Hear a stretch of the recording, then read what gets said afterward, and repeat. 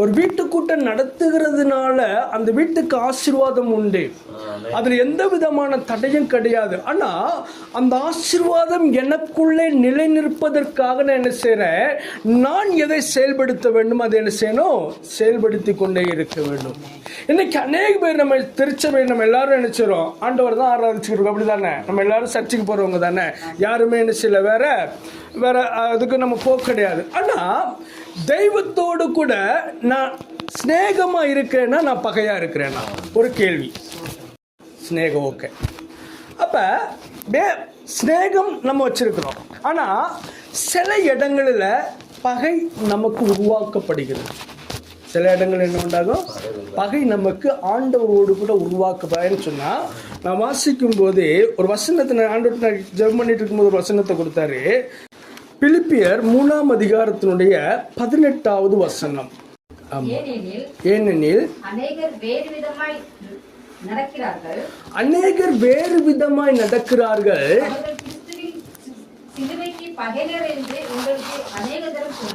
அவர்கள் கிறிஸ்துவின் சிலுவைக்கு பகைஞர் என்று அநேக தரம் சொன்னேன், இப்பொழுதும் கண்ணீரோடு நான் சொல்கிறேன் என்று சொல்லி பவுலையா நமக்கு ஒரு காரியத்தை சொல்லிக் கொடுக்கிறார். ஹல்லேலூயா, ஹல்லேலூயா.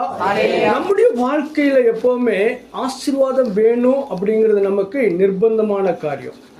ஆனா அந்த ஆசீர்வாதத்தை எப்படி நான் பெற்றுக்கொள்ளணும் அப்படிங்கிறதுக்கு நம்ம என்ன செய்வோம், நிறைய இடத்துல நம்ம மறந்து போயிடுவோம். இப்போ உபாகமம் 28ஆம் அதிகாரத்தில் வாசிக்கும் போது கிட்டத்தட்ட 66 வசனமா 67 வசனமா அதில் இருக்கும். ஆனால் அதில் பார்க்குறோம் அப்படின்னு சொன்னால் ஆசீர்வாதத்துக்கு உண்டான வசனம் எத்தனை இருக்கும், வெறும் 16 வசனம் தான் இருக்கும். எப்படி 16 வசனம் தான் நமக்கு ஆசீர்வாதத்துக்கு உண்டானது. பாக்கி இருக்கிற 50 வசனம் என்னவா இருக்கும், அங்க நமக்கு இந்த ஆசீர்வாதம் எனக்கு கிடைக்கணும்னா நான் என்ன செய்யணும் அதுதான் இருக்கு. அது அப்ப இங்க சொல்லப்பட்ட ஒரு காரியம் என்னன்னு சொன்னா, இங்க நான் வந்து இருக்கும்போது ஒரு வசனத்தாண்டு ஒரு உணர்த்துறது நான் வாசிக்கிறேன். அதாவது ரோமர் 12ல் 16வது வசனம் வாசிக்கும் போது, ஒருவரோடு ஒருவர் ஏக சிந்தையுள்ளவர்களாய் இருக்க வேண்டும் என்று சொல்லப்பட்டிருக்கிறது. இப்ப இந்த வீட்டுல ஒரு ஆள் இருந்தாலும் சரி, இல்ல 2 பேரோ 3 பேரோ எத்தனை பேர் இருந்தாலும் அது பிரச்சனை கிடையாது இங்க. ஏன்னா என் சிந்தையிலே நான் அந்தகாரப்படாதபடிக்கு என்னுடைய சிந்தை முழுவதும் கிறிஸ்துவா இருந்தால் என்று சொல்லி இங்க நம்ம பார்க்கிறோம். அப்ப நமக்கு எங்க பகை உண்டாகுது அப்படின்னு சொன்னா, முதல் பகையே என் சிந்தனையில குழப்பம் உண்டாகும் போதுதான் எனக்கு ஆண்டவரோடு கூட ஒரு பகையை நாம் உருவாக்குகிறோம். அது எங்க வரும் அப்படின்னு சொன்னா, ஃபர்ஸ்ட்ல தனிமை வந்து நிறைய பேர் என்ன செய்யும், ஃபர்ஸ்ட்ல தனிமை வந்து வெறுக்கிற ஒரு அனுபவத்தை உருவாக்கும் நம்மள. அதே மாதிரி நம்ம நேசிப்பவர்கள் நம்மளை நேசிக்கலன்னு சொன்னா என்ன உண்டாகும், என்னடா இந்த வாழ்க்கை அப்படின்னு சொல்லி நம்ம சிந்திக்க ஆரம்பிப்போம். அதே மாதிரி கடன் பிரச்சனை, ஐக்கியம், அப்படி நிறைய காரியங்கள் வரும்போது நம்ம என்ன செய்யறோம், கிறிஸ்துவின் சிந்தைக்குள்ளதான் நம்ம இருக்கிறோம். ஆனா இந்த பிரச்சனைகள் நமக்கு வரும்போது நம்ம என்ன செஞ்சிருவோம், இந்த கிறிஸ்துவின் சிந்தனையை விட்டு நம்ம என்ன செஞ்சிருவோம், மாமிச சிந்தனைக்குள்ள நம்ம ஆட்டோமேட்டிக்கா நம்ம போயிடுவோம். இது வந்து மனிதனுடைய இயல்பான ஒரு தன்மை. இது இந்த தன்மையை மாத்தணும் அப்படின்னு சொன்னா அது ரொம்ப கஷ்டமான ஒரு காரியம். அதுக்கு தெய்வீக சிந்தை எனக்குள்ள இருந்தால் மட்டும்தான். வேதம் சொல்கிறது இல்லையா, வாழ்வோ சாவோ நீ எதுவா இருந்தாலும் எப்படிப்பட்டவர்களா இருக்கணும்னா தெய்வத்தோடு கூட இருக்கிறேன் என்று சொல்கிற அந்த சிந்தனை இருக்கிற வீடு நிச்சயமாய் ஒரு நாளும் என்ன செய்யாது, ஆசீர்வாதத்துக்கு குறைவில்லாதபடிக்கு கர்த்தர் என்ன செய்வார், அவர்களை ஆசீர்வதித்துக் கொண்டே இருப்பார். ஹல்லேலூயா, ஹல்லேலூயா. கர்த்தருக்குள் இருப்பவர்கள் எப்பொழுதும் சந்தோஷமா இருக்கணும்னு சொல்லி ஆண்டவர் சொல்லியிருக்காரு. ஆனா நாம் துக்கமா இருப்பது ஆண்டவருக்கு ஒரு நாளும் பிரியம் கிடையாது. ஆண்டவர் இப்போ நான் இப்போ துக்கமா இருக்கிறேன் அப்படின்னு சொன்னா, இல்லை நான் ஏதோ ஒரு சூழ்நிலை நான் கஷ்டமா இருக்கிறேன் அப்படின்னு சொன்னா எங்க அப்பா சும்மா இருப்பாரா? இருக்க மாட்டாரு. எனக்கு அந்த நேரத்தில் எனக்கு எது தேவையோ அதை கொடுத்து என்னை சந்தோஷப்படுத்துதானே என்னுடைய அப்பாவுடைய வேலை அது. ஏன்னா அவருடைய ரத்தத்தில் பிறந்த எனக்கு அவர் என்ன அவருடைய அந்த அவர் வைத்திருக்கிற அந்த நன்மை இல்லையா, அவர் வைத்திருக்கிற அந்த ஆசீர்வாதத்தினுடைய பங்கை எனக்கு கொடுப்பது போல பாவத்துக்குள்ள விழுந்து கிடந்த நம்மளை, யாருக்கும் வேண்டாது இருந்த நம்மளை அவருடைய சொந்த ரத்தத்தை கொடுத்து நம்ம பிள்ளையாய் கொண்டு வந்து இந்த இடத்துல நம்ம உட்கார வைத்திருக்கிறார் என்று சொன்னால், இந்த பிள்ளைகள் வேறு சிந்தனையா இருப்பதோ, இவர்கள் மனமடிவா இருப்பதோ, இல்ல வெறுப்போடு இருப்பதோ, இது எல்லாம் தேவன் ஒரு நாளும் அனுமதிப்பதே கிடையாது. அல்லேலூயா, அல்லேலூயா. ஏன்னா வசனங்கள் எப்பவுமே எழுச்சு நம்ம தெளிவா நம்ம புரிஞ்சுக்கணும். எப்பவுமே நான் எங்கே போனாலும் எனக்கு அது ஒரு நிர்பந்தமான ஒரு காரியம். நான் நினச்ச மாட்டேன். ரொம்ப அது அந்த வீட்டு கூட்டங்கள்லாம் போனால் ரொம்ப நினச்சிவேன், ரொம்ப சைலண்டாக தான் பேசுவேன், சாப்பிட்டா தான் பேசுவேன். ஏன்னு சொன்னால் அந்த வீட்டாருக்கு வசனம் நினச்சினா அவங்களுடைய இருதயத்தில் எப்போவுமே பதிஞ்சு இருக்கணும் வசனம். இங்கே அவர் என்ன சொல்கிறார் அப்படி சொன்னால், இங்கே வேறு சிந்தி அந்த ஃபர்ஸ்ட் பிலிப்பியர் 3:18, ஏனெனில் அநேகர் வேறு விதமாய் நடக்கிறார்கள், அவர்கள் கிறிஸ்துவின் சிலுவைக்கு பகைஞராய் இருப்பவர்கள். அவர்கள் எப்படி பகைஞராகிறார் என்று சொன்னால், இந்த உலகத்தினுடைய சம்பாத்தியத்தை சம்பாதிக்கும்படியாக, இல்ல உலகத்தில் இருக்கிறதான ஆசாபாசங்களுக்காக அவர்கள் என்ன பிரயாசப்பட்டு கொண்டே இருக்கிறார்கள். ஹல்லேலூயா, ஹல்லேலூயா. நம்முடைய வாழ்க்கையில அதாவது பிறந்ததுல இருந்து ஒரு குறிப்பிட்ட ஒரு ஏஜ் வந்ததுக்கு பின்னாடி எழுச்சுவாங்க எல்லாருமே ரொம்ப பிரயாசப்பட்டுக்கிட்டே தான் இருப்பாங்க. நம்ம விசுவாசிகள் யாருக்கிட்ட கேட்டாலும் சரி அவங்க என்ன சொல்லுவாங்க, ஏதோ ஒரு குறைய சொல்லிக்கிட்டு தான் இருப்பாங்களே தவிர நிறைவான ஒரு அனுபவம் என்ன செய்யாது யாருக்கிட்டையுமே இருக்கிறது கிடையாது. ஆனா இந்த பிரயாசத்தை காட்டிலும் இன்னைக்கு உலகத்துக்காக பிரயாசப்படுகிற நம்மளுக்குள்ளே நாம் எதை குறித்து பிரயாசப்பட வேண்டுமா? உலக சமாதானத்துக்காக, உலக ஆசீர்வாதங்கள் எனக்கு தேவன் தர வேண்டும் என்று சொல்லி வாஞ்சித்திருக்கிற நமக்குள்ளே நாம் எதற்காக அப்படின்னு சொன்னா, அதுல பிலிப்பியர் 2 வாசிக்கும் போது 2:12 வாசிப்போம். அப்படின்னு சொன்னா, ஆதலால் எனக்கு பிரியமானவர்களே, நீங்கள் எப்பொழுதும் கீழ்ப்படுகிறபடியே நான் உங்களுக்கு சமீபமா இருக்கும்போது மாத்திரமல்ல, நான் தூரமா இருக்க இப்பொழுதும் அதிக பயத்தோடும் நடுக்கத்தோடும் உங்கள் ரட்சிப்பு நிறைவேற பிரயாசப்பட வேண்டும். ஹல்லேலூயா. நம்ம ஆசீர்வாதத்தை கர்த்தர் தருவார், எந்த விதமான மாற்று கருத்துமே கிடையாது. ஏன்னா அவரை தேடுகிற பிள்ளைகளை ஒரு நாள் ஆண்டவர் செய்ய மாட்டாரு, சும்மா விடுற தேவன் கிடையாது. ஆனா அந்த ஆசீர்வாதத்தை நான் எப்படி சுதந்திரித்துக் கொள்ள முடியும்? இப்ப நம்ம நினைப்போம், இப்ப ஆசீர்வாதம் பண்ணி சொல்ல நம்ம என்ன நினைப்போம், அதாவது நம்ம நிறைய வீடுகளுக்கு போகும்போது நம்ம பார்ப்போம், அந்த வீட்டுக்குள்ள போகும்போது வீடு நிறைய எண்ணெய் கிடக்கும், பர்னிச்சரா இருக்கும் பார்த்துங்க. அப்ப இது எல்லாமே ஒரு ஆசீர்வாதம் தான். அது ஆசீர்வாதத்தினுடைய அந்த ஆரம்ப ஸ்டேஜ். அப்ப உலக ஆசீர்வாதங்களுக்காகத்தான் இன்னைக்கு ஜனங்கள் பிரயாசப்பட்டுக்கிட்டே இருக்காங்களே தவிர, தேவன் எனக்கு ஆதியிலே கொடுத்த அந்த ரட்சிப்பை நான் பாதுகாத்து கொள்ள மனிதர்கள் இன்னைக்கு என்ன செய்வது கிடையாது, பிரயாசப்படுவது கிடையாது. ஹல்லேலூயா, ஹல்லேலூயா. ஆனா நம்ம செய்கிற சில சின்ன சின்ன காரியங்கள் தான் நமக்கு ஆசீர்வாதத்தை தடைய போமே. பெரிய காரியமெல்லாம் நம்ம கிடையாது. நம்ம சின்ன சின்ன ஏதோ ஒரு காரியத்தில் நம்ம என்ன செய்வோம், தெய்வத்தை விட்டு கொஞ்சம் நம்ம பேக் அடிச்சு நம்ம போயிட்டே இருப்போம். தெய்வத்தை விட்டு நம்ம விலகி போகும்போது ஆண்டவர் நம்மகிட்ட வச்சிருக்கிறாரு, நமக்கு வச்சிருக்கிற ஆசீர்வாதம் அது நமக்கு மட்டும்தான் ஆண்டவர் வச்சிருக்காரு. அது வேற ஒரு, எனக்கு ஒரு ஆசீர்வாதத்தை ஆண்டவர் வச்சிருக்காருன்னு சொன்னா அது பாஸ்டருக்கு கொடுக்க மாட்டாரு. ஏன்னா அது எனக்கு உண்டானது, அதை நான் தான் எடுத்துக்கிடணும். அப்ப இன்னைக்கு என்ன அப்படின்னு சொன்னா, கேட்கிற எவனும் பெற்றுக்கொள்வான் என்று சொல்லி வேதத்துல வாசிக்கிறோம். ஆனா அநேக நேரங்கள்ல நம்ம ஆண்டவர்கிட்ட கேட்பது கிடையாது. ஹல்லேலூயா, ஹல்லேலூயா. அநேக நேரங்கள் நம்ம யார்கிட்ட கேட்க போறது கிடையாது, ஆண்டவர்கிட்ட கேட்க போறது கிடையாது. நம்ம சக மனிதனிடத்துல, நம்ம உறவுகளிடத்துல, ஐயா எனக்கு இப்படிப்பட்ட பிரச்சனை இருக்குதியா, இவ்வளவு சூழ்நிலை எனக்கு மோசமா இருக்குதியா, இதுக்கு எனக்கு என்ன சொல்யூஷன் கேட்டு கேட்டு கேட்டு நினைச்சிடும். மனுஷனை பின்பற்றி போய்கொண்டிருக்கும் போது என்ன வேதம் சொல்லுகிறது, அவருடைய மகிமையை யாருக்கும் தேவன் நினைச்சுவது கிடையாது, விட்டு கொடுப்பது கிடையாது. கிடையாது. அப்ப நான் அவருக்கு செலுத்த வேண்டிய மகிமையை, நான் அவர் கொடுத்த ரட்சிப்புக்காக பிரயாசப்படுவதை விட்டு உலகத்தில் இருக்குதான் இந்த கஷ்டங்களுக்கும் இந்த பாரங்களுக்கு பிரச்சனைகளுக்கும் நாம் பிரயாசப்பட்டோம் என்று சொன்னால் அதில் எந்த நன்மையும் நமக்கு என்ன செய்யாது, உருவாக போறதே கிடையாது. என் வாழ்க்கையில் இதுவரைக்கும் நான் எந்த காரியத்தை யோசிக்கவே மாட்டேன். எவ்வளோ பிரச்சனை ஓடிக்கிட்டே தான் இருக்கும். ஆனால் எதை பற்றி என்ன செய்ய மாட்டேன், யோசிக்கவே மாட்டேன். ஏன்னு சொன்னால் ஒவ்வொரு நேரமும் முழங்கால் போட்டு என்ன செய்வேன், பகல் நேரத்தில் வீட்டில் சும்மா தான் நமக்கு என்ன வேலை இருக்குது, கிடைக்கிற நேரம் முழங்கால் போட்டு செபிக்க ஆரம்பிச்சுக்கிட்டே இருக்கணும். அல்லேலூயா. ஏன்னா என் ரட்சிப்பை நான் உறுதிப்படுத்த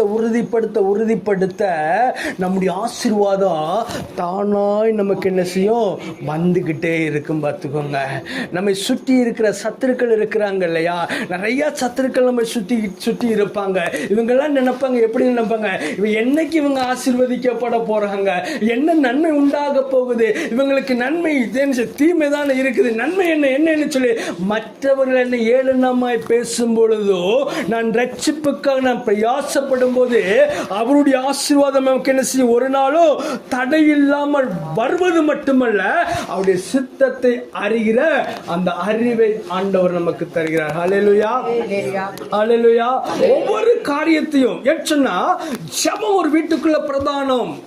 ஜெபம் இல்லாத வீடு எப்படிப்பட்ட வீடுன்னு சொல்லி பார்க்கிறோம், அது கூரை இல்லாத வீடு. அந்த ஜெபத்துல ஏற்றனா தேவ சித்தத்தின்படி மட்டும்தான் நம்ம கேட்கணும். எப்பவுமே ரட்சிப்புக்கு பிரயாசப்பட்டுக்கிட்டு இருக்கிறோம். ரட்சிப்பு ஆண்டவர் கொடுத்திருக்கிறாரு. ஆனா கொடுத்த ரட்சிப்பை பாதுகாக்கும் பொழுது அங்க என்ன உருவாக அப்படி சொன்னா, தேவ சித்தம் என்னிலே செயல்படுவதை நான் புரிந்து கொள்ள முடியும். ஆமென். தேவ சித்தத்தை எப்பவுமே நான் எல்லா இடத்துலையும் நான் பேசுகிற ஒரு காரியம்தான். யோபு சொல்லுவார், எனக்கு ரொம்ப பைபிளில் பிடிச்ச வசனம் ஒரே ஒரு வசனம் தான். எல்லா வசனமும் பிடிச்சாலுமே அந்த குறிப்பாக ஒரு வசனம் இருக்குது. யோபு சொல்லுவார் இல்லையா, நான் நினச்சேன் அந்நிய கண்களால் அல்ல, என் சொந்த கண்களால் நான் அவரை காண்பேன். ஹல்லேலூயா, ஹல்லேலூயா. அந்நிய கண்களால் அல்ல, சொந்த கண்களால் நான். அது எனக்கு ரொம்ப பிடிச்ச வசனம். அது நான் ஊழியத்துக்கு முத பைபிள் வாசிக்க ஆரம்பிக்கும் போதே அந்த யோபு தான் முதல்ல வாசித்தேன். அப்போ இருந்து இந்த வசனத்தை எப்போ நான் படிக்க ஆரம்பிச்சேனோ அன்னையிலிருந்து இன்னைக்கு வரைக்கும் சரி நினச்சுவேன், பிடிச்சபடியே நான் விடவே மாட்டேன். ஆனால் சில தடைகள் எல்லாம் வந்துக்கிட்டே தான் இருக்கும். ஆனால் அதில் என்ன ஒரு ரகசியம் அப்படின்னு சொன்னால், ஒவ்வொரு காரியம் வாழ்க்கையில் நடக்கிறதுக்கு முன்னாடி அதை ஒரு வாரத்துக்கு முன்னாடி வெளிப்படுத்திடுவார். அதான் பிரச்சனை எனக்கு. சடனாக நடக்காது. நான் கேட்டுக்கிட்டே இருப்பேன், ஜோம் பண்ணிக்கிட்டே இருப்பேன், டப்புன்னு வசனத்தை கொடுப்பாரு. ஆனால் என்ன இப்போ அப்படின்னு சொன்னால், அந்த வசனம் அந்த மாதம் முழுவதும் என்ன செய்யும், எனக்கு நடந்துக்கிட்டே தான் இருக்கும். அது நன்மையாக இருக்கும். சில நேரத்தில் இப்போ இந்த மாதம் நான் ஜோம் பண்ணிக்கிட்டு ஒரு வசனத்தை கொடுத்தாரு, லாபமாக இருப்பெல்லாம் அவனுக்கு நஷ்டமாய் மாறும்னு சொல்லி.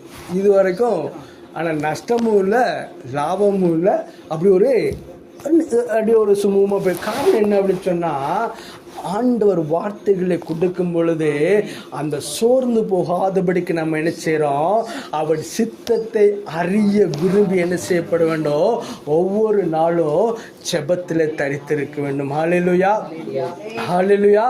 ஜெபத்தில் தரித்திருக்க வேண்டும். நம்ம அந்நிய கண்களில் யாரை கொண்டு ஆண்டவர் நம்மக்கிட்ட பேசக்கூடாது. இப்போ இந்த இடத்துல பேச வந்திருக்கிற அப்படின்னு சொன்னால், நான் காலையில் நான் ஜெபம் பண்ணுறேன், ஆண்டவரே இந்த காரியத்தை எனக்கு நீங்கள் என்ன செய்யுங்க, வெளிப்படுத்துங்கன்னு சொன்னால், நான் எந்த காரியத்தை எனக்கு ஆண்டவர் தரிசனமாக கொடுத்தாரோ இல்லை ஆண்டவர் எனக்கு வசனமாக கொடுத்தாரோ அந்த காரியங்களை என்ன செய்யணும், தேவன் எனக்கு அவர் வெளிப்படுத்தி தர வேண்டும். அதுதான் என் சொந்த கண்களால் தேவனை நான் தரிசிப்பது. நான் போகிற இடமெல்லாம் நான் நிறைய ஊழியக்காரங்களை பார்ப்பேன். அவங்க எனக்கு ஜோம் பண்ணுறப்பெல்லாம் என்ன சொன்னாங்க அப்படின்னு சொன்னால், எனக்கு ஆண்டவர் என்ன தரிசனத்தை என்ன வசனத்தை கொடுத்தாரோ அதை மட்டும்தான் வச்சு அவங்க ஜோம் பண்ணுவாங்க. ஹல்லேலூயா. ஏன் சொன்னால், ஆண்டவர் நினைச்சோம்ல, வசனத்தினால் நான் உன்னை தேற்றுகிறேன் என்று சொல்லி உறுதிப்படுத்துகிற கர்த்தர். ஹல்லேலூயா. அப்போ நான் ரட்சிப்புக்காக பிரயாசப்படும் பொழுது அவருடைய சித்தம் நமக்குள்ளே செயல்படுவதை நாம் பார்க்க முடியும். அப்ப அந்த சித்தம் செயல்படும் போது தான் கொலோசியர் 3:10 வாசிக்கும் போது இருக்கும், தன்னை சிருஷ்டித்தவரின் சாயலுக்கு ஒப்பாய் பூரண அறிவடையும்படி புதிய மனுஷனை நம்ம என்ன செய்கிறோம்? தரித்து கொள்ளுகிறோம். அல்லேலூயா. இது எதுக்கு நான் சொன்னா, ஆசீர்வாதம் நமக்கு வேணும்னு நம்ம சொல்றோம் இல்லையா, அந்த ஆசீர்வாதத்தினுடைய படிகளை நாம் படித்து கொள்ள வேண்டும். முதலாவது நான் நினைச்சேன், என்னுடைய ரட்சிப்புக்காக நான் பிரயாசப்படுறேன். ரெண்டாவது காரியம் என்ன அப்படி சொன்னா, அவருடைய சித்தத்தை நான் அறிகிற அந்த அறிவை நான் பெற்றுக்கொள்கிறேன். இது இருக்கும்போது என்ன, இந்த ரெண்டு காரியம் எனக்குள்ள வெளிப்படும் என்ன இருக்குன்னு, ஒரு புதிய சிருஷ்டிப்பின் அனுபவத்தை ஆண்டவர் உருவாக்குகிறார். ஹல்லேலூயா, ஹல்லேலூயா. ஒரு புது சிருஷ்டிப்பின் அனுபவம். அப்ப இந்த புது சிருஷ்டிப்பின் அனுபவம் எனக்குள்ளே உருவாகும் பொழுது, தேசத்துல இருப்பவர் நமக்கு பகையா இருந்தால் கூட என்ன செய்வாங்க, அவங்களும் நம்மோடு கூட ஐக்கியப்படுகிற, சந்தோஷப்படுகிற ஒரு அனுபவத்தை நம்ம பார்க்க முடியும். இன்னைக்கு அநேக பேர் நமக்கு என்ன செய்வாங்க, நமக்கு விரோதமாக தான் இருப்பாங்க. ஆனால் அதே நேரத்தில் தெய்வத்தோடு கூட நம்முடைய உறவு அதிகமாக பலப்படும் பொழுது, உறவுகள் என்ன செய்யணுமே, உறவுகள் நம்மோடு கூட அதிகமாக உறவுகளை ஆண்டவர் கூட்டி சேர்க்கிறாரு. இந்த உறவுகளை ஆண்டவர் கூட்டி சேர்க்கும் பொழுதுதான் ஒரு வீட்டுக்குள்ளே என்ன உண்டாகும், ஒரு முழுமையான ஒரு சந்தோஷத்தையும் சமாதானத்தையும் ஆசீர்வாதத்தையும் பார்க்க முடியும். ஹல்லேலூயா, ஹல்லேலூயா. உறவுகள் கூடி வரும்போது மட்டும்தாங்க சந்தோஷமா இருக்கும். தனிமையில யாருக்கும் சந்தோஷம் கிடையாது.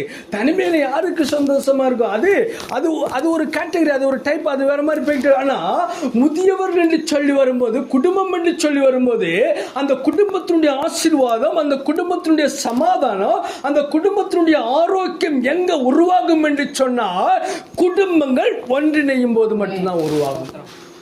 இன்னைக்கான குடும்பங்கள் என்ன செய்ய மாட்டாங்க, ஒன்றிணைவது இன்னைக்கு ரொம்ப கடினமான ஒரு காரியமா இருக்குது.